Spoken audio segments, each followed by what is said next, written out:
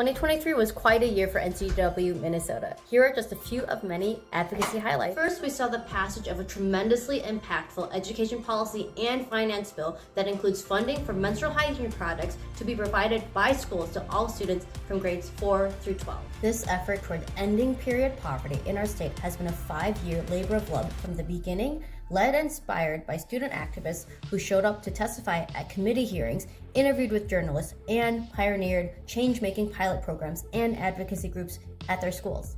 Secondly, through the work of the Minnesota Reproductive Freedom Caucus and advocacy led by Unrestrict Minnesota Coalition, we have made progress toward keeping Minnesota a safe place where pregnant people can safely exercise their fundamental right to abortion.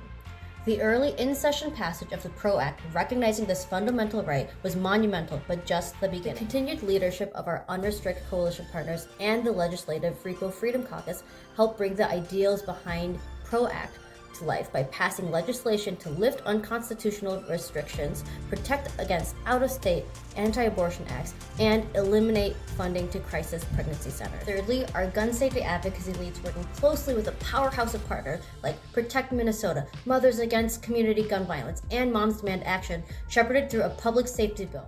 A bill that includes common sense gun safety provisions like expanded background checks, extreme risk protection orders, and support for communities to stay safe and heal. And that's all for NCJW 2023 Advocacy Highlight. Make sure to check back for our NCJW Service Highlights of 2023.